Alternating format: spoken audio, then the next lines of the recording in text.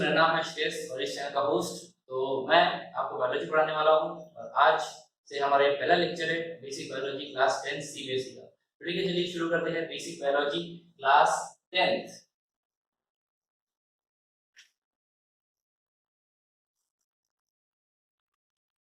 Class 10th basic biology. Okay दोस्तों, कैसा होता है ना, बायोलॉजी पढ़ने के लिए हमें पहले बायोलॉजी का मतलब जानना बहुत जरूरी होता है। तो बायोलॉजी का मतलब हमें गूगल पे मिल सकता है, किसी बुक में मिल सकता है, लेकिन जो बायोलॉजी का एक्चुअल मीनिंग होता है ना, जो हमें जो पुराने जमाने में साइंटिस्ट बताते थे, वो क्या होता है, वो कुछ ऐसा होता है। बायोलॉजी का मीनिंग समझो। ये हमने हमारे पास शब्द कौन सा है, बायोलॉजी। ये जो शब्द है बायोलॉजी, इसको अगर हम डाइसेक्ट करेंगे तो दो शब्द मिलेंगे। कौन से? बायो और लॉजी, दो शब्द मिल गए। इन दो शब्द का मीनिंग क्या होता है? बायो मतलब सबको पता ही होगा, बायो मतलब लिविंग, और लॉजी का मतलब logos study, living logos study. हम क्लास 10 सीबीएसई में 5 चैप्टर्स पढ़ने वाले हैं। लिविंग लॉगस स्टडी मतलब बायोलॉजी 5 चैप्टर्स पढ़ने हैं। तो उनमें से जो पहले 3 चैप्टर्स है, life process, control, coordination and heredity evolution, इनके लिए बेसिक बहुत जरूरी होता है। और जो अगले के 2 चैप्टर्स है, आर एनवायरनमेंट और मैनेजमेंट ऑफ रिसोर्सेज, वो हम इनका बेसिक मोस्टली हम 5th स्टैंडर्ड से पढ़ते हुए आ रहे हैं। तो ये जो 2 लास्ट चैप्टर्स है, इनके ज्यादा वेटेज नहीं है, लेकिन जो पहले 3 चैप्टर्स है, इनमें थोड़ा ज्यादा वेटेज। ठीक है, तो शुरू करते हैं।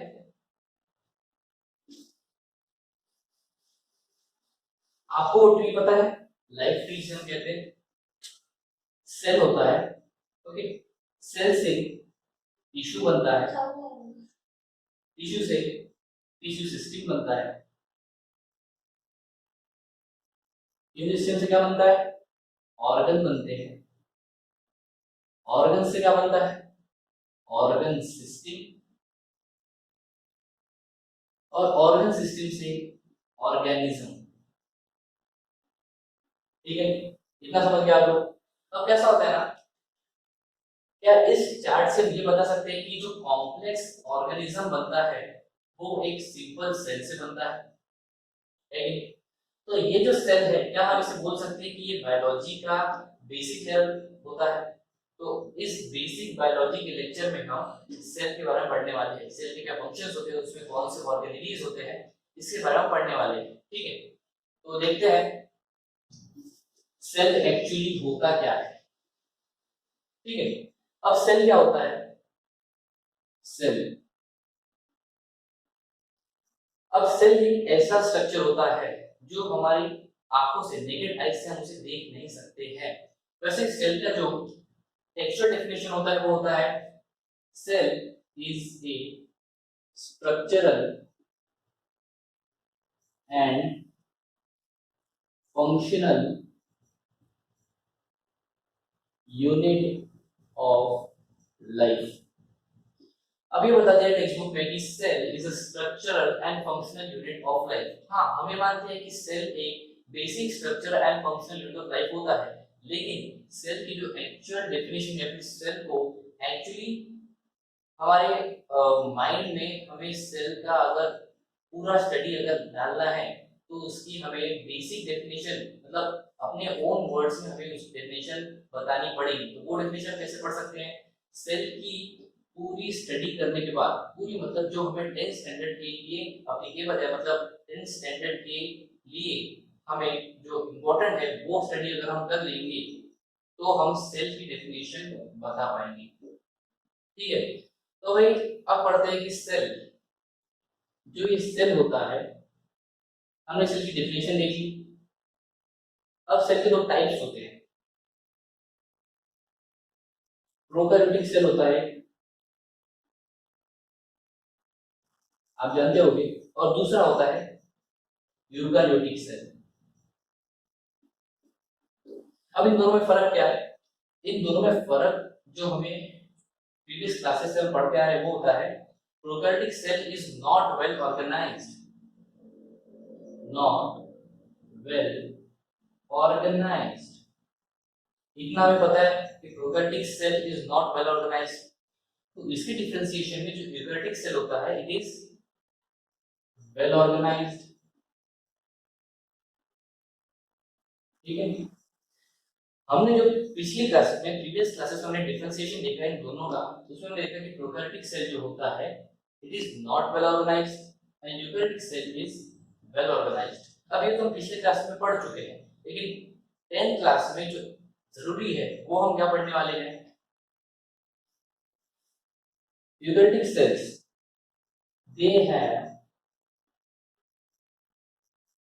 membrane bounded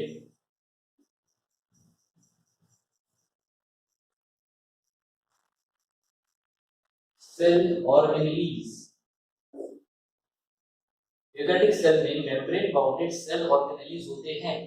प्रोकैरियोटिक सेल में they do not have any membrane bounded cell organelles. ये इन दोनों का एक्चुअल डिफरेंस होता है। हम जो बोलते हैं ना कि eukaryotic cell is well organised, prokaryotic is not well organised, तो उसका मतलब ये होता है कि यूकैरियोटिक सेल में मेम्ब्रेन बाउंडेड सेल ऑर्गेनेलीज हमें मिलते हैं, लेकिन प्रोकैरियोटिक सेल्स में हमें मेम्ब्रेन बाउंडेड सेल ऑर्गेनेलीज नहीं मिलते हैं। ये इन दोनों के बीच का बेसिक डिफरेंस हो गया है। ठीक है, तो अब हम इसके आगे का पढ़ते हैं। अब हम देखते हैं सेल ऑर्गेनेलीज क्या होते हैं।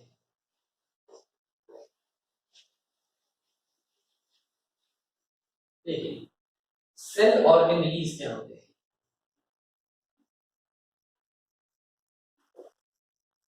सेल ऑर्गेनेलीज का जो डेफिनेशन होता है वो होता है cell organelles are the small और टाइनी पार्टिकल और organ present inside a cell which performs specific function। क्या होता है सेल ऑर्गन मतलब सेल ऑर्गेनेलीज मतलब ऐसे पार्टिकल, तो हम उसे कह सकते हैं ऐसे टाइनी ऑर्गन्स जो कि एक सेल के अंदर होते हैं जो स्पेसिफिक फंक्शन करते हैं। ठीक है, अब सब लोग देख लेते हैं कि ये एक सेल है। ठीक है, अब इस सेल में क्या आता है? ये सेल मेम्ब्रेन आती है, ये सेल मेम्ब्रेन आती है, ये न्यूक्लियस आता है, ये एंडोप्लाज्मिक रेटिकुलम आता है। ठीक है, ये माइटोकॉन्ड्रिया आता है, ये गोल्गी बॉडीज आती है, लाइसोसोम्स आते हैं, साइटोस्केलेटन आते हैं, राइबोसोम्स आते हैं। ठीक है, तो ये सारे जो ऑर्गन्स है या फिर ये सारे जो पार्टिकल्स है, छोटे एलिमेंट्स है, वो इस सेल के अंदर कुछ ना कुछ फंक्शन करते हैं जिसके कारण इस सेल का मेंटेनेंस बरकरार रहता है, इसलिए उसे हम सेल ऑर्गेनेलीज कहते हैं। ठीक guys, thank you for watching this video. ये हमारा क्लास 10 सीबीएसई बायोलॉजी बेसिक का पार्ट 1 था, जिसमें हमने हमने क्या देखा? सेल देखा, सेल की दो टाइप्स देखी, सेल की डेफिनेशन देखी और फिर सेल ऑर्गेनेलीज की डेफिनेशन देखी। अब ये लेक्चर हम यहीं स्टॉप करते हैं और जो तो बेसिक बायोलॉजी पार्ट 2 में हमें पढ़ना है सेल ऑर्गेनेलीज, जो हमें 5 मेन सेल ऑर्गेनेलीज पढ़नी है, उसके फंक्शन, उसके स्ट्रक्चर और उसका क्या इंपॉर्टेंस होता है सेल में, तो वो हम देखने वाले हैं। Thank you guys. तो अगर आपको वीडियो पसंद आया हो तो उसे लाइक कीजिए, शेयर कीजिए, सब्सक्राइब कीजिए हमारे चैनल को और ढेर सारा प्यार दीजिए। Thank you.